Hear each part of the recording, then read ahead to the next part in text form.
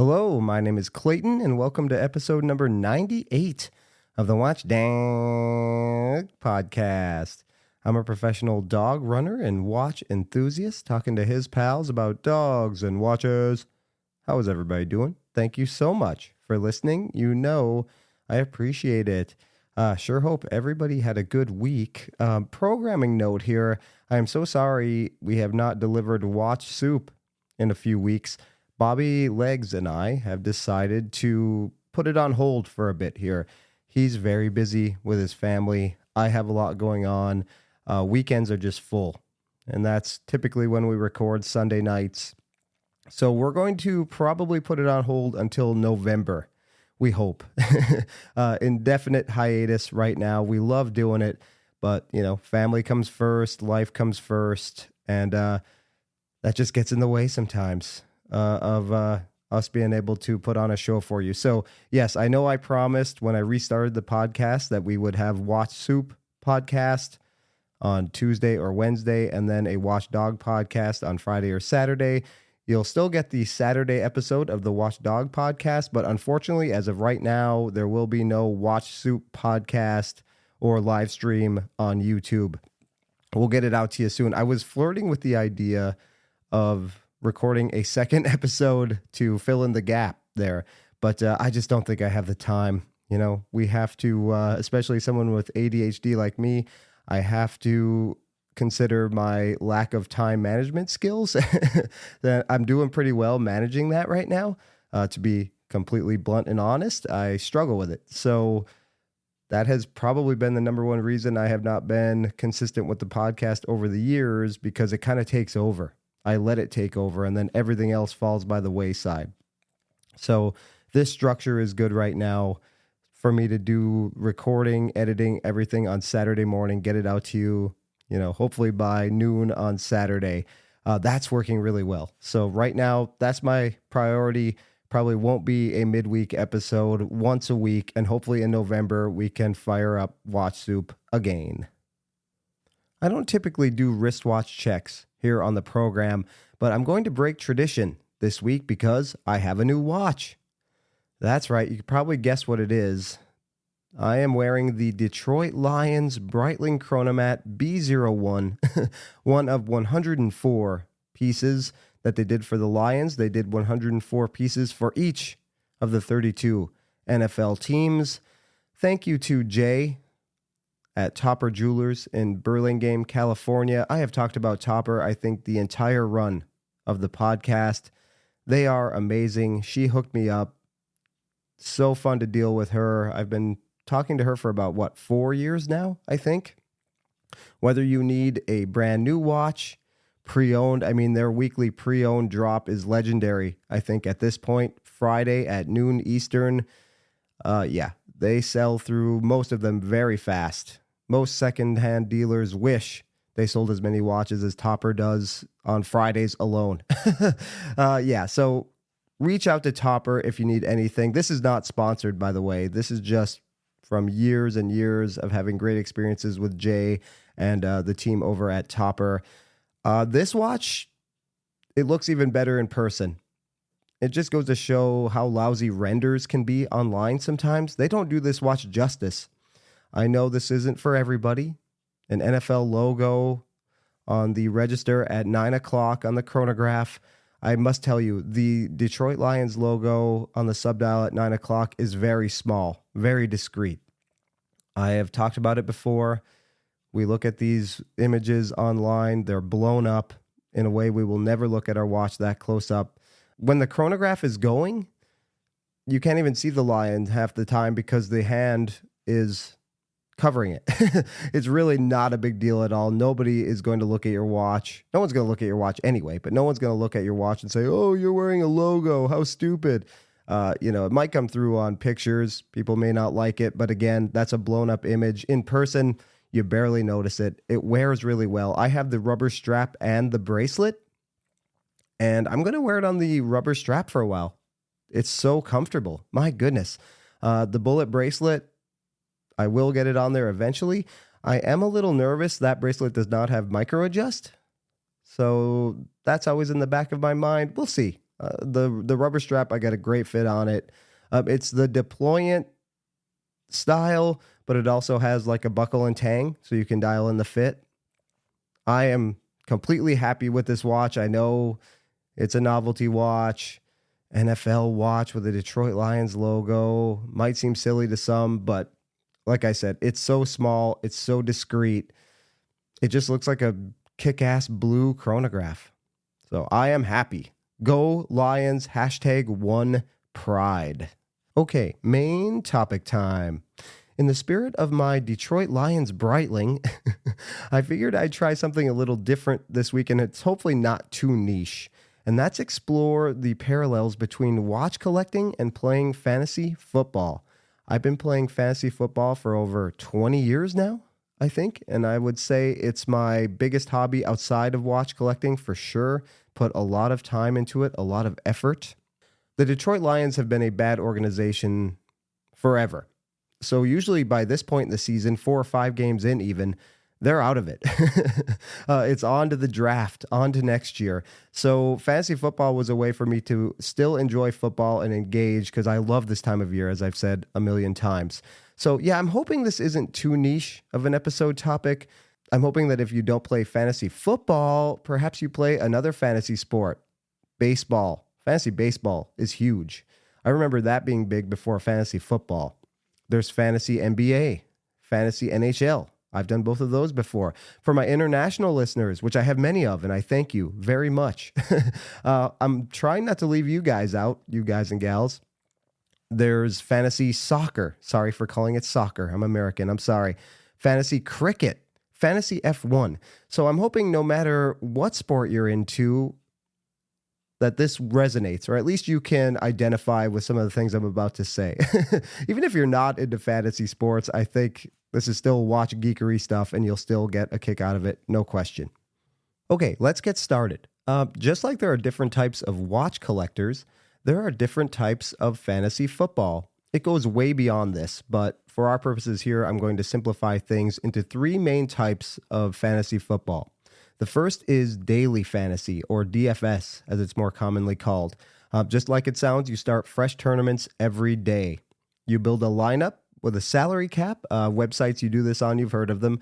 FanDuel, DraftKings, there's several. Each player has a set price. Successful DFS players identify undervalued players and build lineups that way. Obviously, the better the player, the higher the price, the more they're going to cost. So you want to find those players that maybe are a little off the radar, sneaky plays that aren't that much that you feel like you're going to get the most out of. And that's how you win. That's how you win the money. There's a lot of people that are playing in these tournaments. I kind of equate this to the flipper type of watch collector, right? You buy something at retail for the lowest price possible and then sell it the next day or even the same day for even more. We see this with Rolex. Right? You get it at retail and magically an unworn Daytona shows up at a Nashville watch or a Delray watch. Boy, how did they get that? The flippers. It happens with limited edition micro brands. The Omega Speedmaster, first Omega in space. They just came out with this week. Nashville Watch, which is a secondary watch dealer, already has one. When they come out with that on the 3rd, the next day they had it. These dealers have a network of flippers that they rely on. Somebody went to an Omega boutique, bought the first Omega in space, and immediately sold it to Nashville Watch for a profit. And now they have an unworn example to sell on their website, Nashville Watch. So yeah, daily fantasy is much like that. Buying something for as little as possible and then getting as much out of it as you possibly can. So the next type of fantasy football we're going to talk about is a redraft league. I think this is by far the most common type of fantasy football that we all play, right? You're in a league with your friends or strangers online, but typically it's a group of 12 friends. You do a draft before the NFL season, and then that is your lineup throughout the entire NFL season. There's no keepers beyond this year. It's called redraft because next year we redraft a brand new team, right? Now, obviously, players get injured.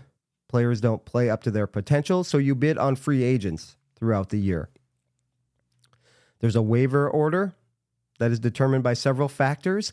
So if you're 1 on the waiver order and you want a free agent, you get that player. If you're 11th and you bid on a player, you're hoping the other 10 teams before you don't pick that player. If it clears waivers, as they say, you get that player. Now, there's often a budget. It's called FAB, free agent auction budget. And that's, it's not real money, but it's like $100 or $200, and you bid on players. We often don't know what other players are bidding, so that's called a blind bid auction. I'm in a dynasty league, which we'll talk about here in a second, and that's how we play. I have no idea what anyone else is bidding on a free agent. So I have to think like, oh boy, I have to look and see who's desperate for a running back, if there's a good free agent running back. And I also have to make sure I can afford it. We're going to talk about all of this, right? We're already seeing the parallels to watch collecting. So redraft, the type of watch collector that I would compare to a redraft league is what I used to be and what I think a lot of collectors are. We don't really have any keepers in the collection. We buy, we wear for a few months, and then the next new shiny watch comes out and we sell a watch so we can buy that watch, right? I was like that for a long time. Outside of like a couple sentimental watches, I really had no keepers. Anything was up for grabs. Anything was for sale if the right watch came along. No real commitment to any one watch. And I think a lot of us are that way, especially early on in the hobby, because there's so many watches we want to try. That was my thing. I wanted to try a chronograph, a bunch of dive watches, different brands. I just wanted to experience as many brands as possible. So yeah, I held on to a watch for a couple months and then sold it and went on to the next. And that's what redraft fantasy football is, essentially, right? We experience players for a year. We might have, a Patrick Mahomes, a Travis Kelce. We want them on our team, and casual players especially, and I'll talk about this in a little while too. These are the names they recognize. So they want those guys on their team. But next year, depending on draft order, you might not have a chance to have Travis Kelce or Patrick Mahomes on your team. So you have different players. And that's kind of what the redraft watch collecting style is, right? Experience watches for a while, then move on to something else. The third type of fantasy football we're going to talk about, dynasty or keeper leagues. This is my absolute favorite style of fantasy football to play. It's suggested in the name, long-term commitment to players. I am in a dynasty league right now that is very involved. We have a salary cap and we have contract years. And it's a large league, large rosters. So it takes a lot of research, a lot of time, and a lot of commitment. Now, there can be bad contracts also. I signed Anthony Richardson to a long-term contract, 4 years. So our salary cap for the year is $250. This isn't real money. This isn't real $250 coming out of my pocket. Just for the purposes of the league, that's the salary cap we get. I signed Anthony Richardson to a $45 per year contract. Right now, maybe that's not looking like such a good contract, but that eats up a lot of my salary cap that I can spend on other players, right? So this is the type of collector, watch collector, I long to be. Keepers, thoughtful, a lot of research going into each purchase, no impulse buying like maybe the redraft watch collector does. You pick up the hottest watch, just like you pick up the hottest free agent, right? I don't want to be that type of collector anymore. I want to be the dynasty or keeper league type of watch collector where a lot of research and a lot of thought goes into my purchases because I'm spending a lot of money on watches these days, right? That Breitling Lions watch, not an inexpensive watch. I thought about it for, a long time for me, a few weeks, but I think it's the right watch. And now that I have it in person, I'm even more convinced that it's a watch for me and it will stick around in my collection forever. So yeah, with dynasty fantasy football leagues, you have to think of that. I thought Anthony Richardson had potential, and he probably still does. I'm maybe being a little too nervous about him right now. It's not looking good to start, but he's essentially still a rookie. His rookie season got cut short due to injury. So he's still essentially a rookie. But that contract's not looking great for me right now. And we can do that sometimes with our watch budgets. You buy an expensive watch and you find when you get it that it doesn't click. Oh boy. Now I have a lot of money into this watch that I don't really like. If I have to sell it, I'm going to lose money. And that happens in our Dynasty League. If I were to cut Anthony Richardson, the rules in our league state, I am responsible for 75% of his salary. So I only get back 25% of the salary to go into my budget to buy new players or to acquire new players. And that's what happens when we sell expensive luxury watches, right? I bought this Breitling. I got a good deal. Let's just say that, but still a hefty sum. I'm not going to get anywhere near that if I go to sell it. So it's just like Dynasty Fantasy Football. Everybody does it differently. There are several different ways to play Dynasty and keeper leagues. Sometimes you can only keep like a few players, but ours is contract based. You can sign a contract as long as you want, but just remember, age, injuries catch up to these athletes. So you don't want to maybe commit too long term to the players. So yeah, I think the parallels are very interesting between these three different styles. The sort of daily fantasy or flipper, the redraft, and then the dynasty or keeper fantasy football and collector type. This podcast is probably way too niche, but oh well. The five of you who are into watch collecting and fantasy football will really enjoy it. The second way watch collecting and fantasy football are similar to me are you can really get in the woods, and it's more fun if you get in the woods and get really involved in both hobbies. With fantasy football, like I said, I'm in some casual leagues with a group of friends. It's my friends and their wives. My wife was even in it, and she knows next to nothing about football, but it was just something fun to do with friends. So the more casual you are, the less you know about football. We live in New England, so everybody knew the Patriot players, Tom Brady, Julian Edelman, Rob Gronkowski. So a lot of these people who didn't really know much about football recognize these names. You can't help but not know those names because we live in New England around the Patriots, and they were obviously very successful when those players were there. So these people would pick Tom Brady in like the first round because that's a name they know. If you know anything about fantasy football, you don't pick a quarterback in the first round. Running backs or wide receivers are where you go. You can wait on quarterback, but the recognizable names get picked. And I think a lot of times with watch collecting, you see that too, or just watch buying in general. The casual public knows Rolex, maybe Tag, Breitling, and then of more affordable brands, everybody knows Timex, Citizen. These are the names we knew before getting into the hobby. But the deeper you get in, the more you learn about micro brands. They're doing cool things like Studio Underdog or maybe Anne Ordain. Then you get even deeper and you start learning about independent brands like Moser. Nobody knows what a Moser is. Half the people at that Grand Seiko event I went to the other week didn't even know what Moser was. So yeah, in the woods. Yeah, Garrick, Sartori Biard, even like Brigade, these type of brands. You get really deep in the woods. And same thing happens in fantasy football, especially you're sort of forced into it. I'm in a huge league. Like I said, that dynasty league, lots of players, big rosters. When we are putting rosters together, you have to do a ton of research to find players at good prices that you think can help your team. There is a tight end that I did a lot of research on. He's a rookie this year, plays for the Cincinnati Bengals, Eric All. I love this kid in college. He got injured last year, tore ACL, but I was like, I bet this guy is going to be a good fit on the Cincinnati Bengals.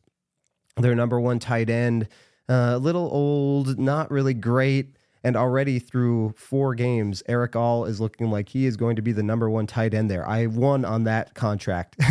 Maybe lost on Anthony Richardson, but the Eric All contract, I signed him for $1, 4-year contract, $1 each year. So, hey, if he works out for me for the next 4 years, I have a great player at a steal. So yeah, that's the benefit of getting in the woods, doing the research and doing the research on watches. You know what? Everybody thinks it's geeky and dorky how much we know about watches, but we can make informed purchases. And that's why I think getting in the woods on this type of stuff in your hobby is great. Finding those hidden gems at a good price. The next way watch collecting and fantasy football are similar is we can overextend ourselves in watch collecting for sure. Right?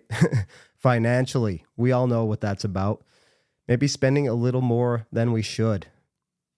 And also with losing money. Like I said, the redraft type of collector, we buy and sell often. You're not going to make money back on every watch that you sell. Sometimes you're going to lose, and that adds up. That's real money, folks. Sometimes we're so ingrained in the hobby and just so blinded by our love for watches that we forget, like, this is real money we're losing. Uh, oh, I only lost $500. No big deal. $500 is a big deal. That's a lot of bills that can be paid. That's a month of groceries, hopefully. So yeah, that's not anything to sneeze at. And the same thing can happen with our fantasy football budgets. Did I overextend with Anthony Richardson? I signed Bijan Robinson, running back for the Atlanta Falcons, to a similar contract. Those were my two big contract guys. Neither is looking great right now. That is a large percentage of $90 of my $250 per year salary cap are on those two players. Did I overextend myself on those guys? Right? You can do something in our league, and now I'm getting really geeky. Everyone's going to turn it off. You can restructure contracts in our league. I'm going to try to say this really easily and quickly without confusing or boring people. So Bijan Robinson, $45 per year. Next year, if I need some more money, if I need to clear cap space, I can restructure his contract. So I can only pay him $20 next year. But that other $25 then goes to the year after. So I may only have to pay him $20 next year, but then I'm going to have to pay him $70 the year after. And that sort of reminds me of putting watches on credit, right? Don't do that. Everybody says it. I'm not giving financial advice, but everybody says do not put watches on credit. And believe me, if you can't afford a watch, you don't need it. If you can't pay cash for it or you can't pay off your credit card month to month, you don't need it. That is a rule. I've said this before. My wife and I have with each other. We pay credit cards off every month, no matter how much they are, no matter what stupid watch purchases I make. They get paid off every single month. And you can also overextend with time. I spend a lot of time on the watch hobby. Like I said earlier, not very good at time management. So my podcast was taking over. My job duties, my duties around the house as a husband and a partner to my wife. That's why I need to take breaks sometime. I'm trying to find a happy balance between the two. Fantasy football is the same thing. I devote a lot of time to that hobby. Just like with watches, there are podcasts about fantasy football. There are YouTube videos about fantasy football, articles. You can get, like I said before, in the woods. Spend a lot of time, and we do that with the watch hobby. So I think it's good to have a hobby, life, work balance. The podcast was cutting into the time I spent sending invoices for my job. I'm getting really honest now, but yeah. And now I'm doing it again. And like I said, I think I'm managing everything very well right now. I'm really working on that. That is one thing I definitely need to change because it just stresses me out. I tend to procrastinate, only do the things I want to do, and then I'm way more stressed out when I put everything off. Procrastination is evil. Then the last way I think watch collecting and fantasy football are alike is it can be social.